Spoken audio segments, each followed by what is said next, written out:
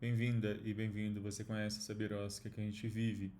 O STF, o mesmo tribunal que muitas vezes é tão progressista ao reconhecer direitos de minorias, como a minoria LGBT+, é o mesmo tribunal que, em casos de questões de direitos trabalhistas, previdenciários, tem uma visão extremamente liberal, que não reconhece normalmente com a mesma profundidade, com a mesma boa vontade, direitos dos trabalhadores, direitos de aposentados e pensionistas.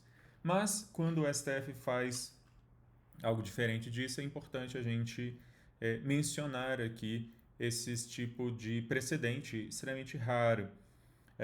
O STF então vai reconhecer um vínculo num caso em que se argumentava que a atividade era uma atividade terceirizada.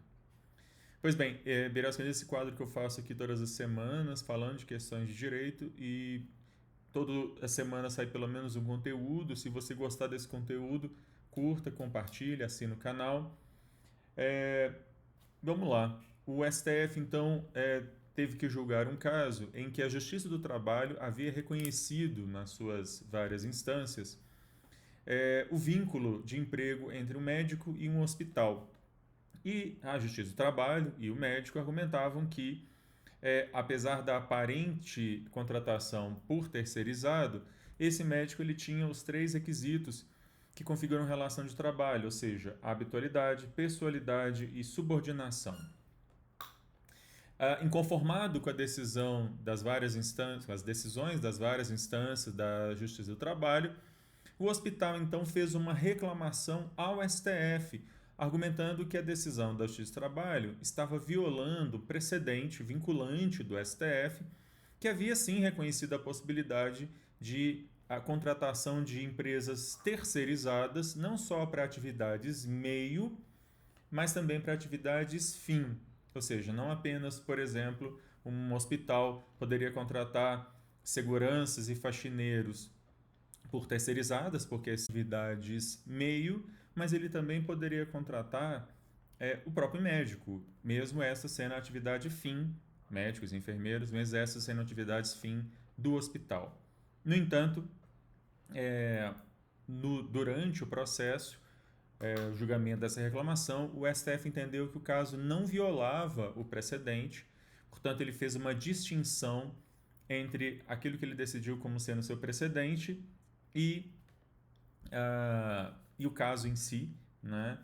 Entendendo que aqueles requisitos da relação de emprego que eu havia mencionado, a habitualidade, pessoalidade e subordinação, estariam presentes, portanto, o que o hospital estaria tentando fazer é burlar a terceirização, burlar o vínculo de emprego, impondo a terceirização, ou seja, ele oferia todos os benefícios da terceirização, que é a sua irresponsabilidade trabalhista, mas, por outro lado, ele impunha ao médico todos os deveres de um empregado e o STF, então, não deu provimento a essa reclamação, manteve a decisão recorrida da Justiça do Trabalho. Como eu disse, essa é uma decisão rara.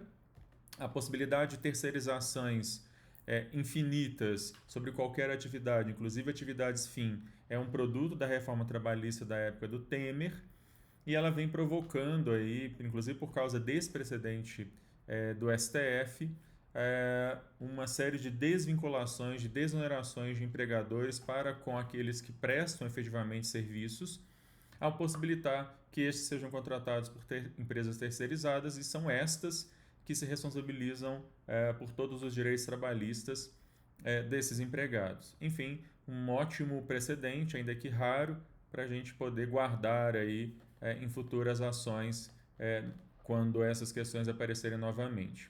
Bom, eu vou ficando por aqui. Se você gostou desse conteúdo, curta, compartilhe. A qualquer momento eu volto falando de mais alguma questão maluca, absurda, estapafúrdia que acontece nessa birosca de país.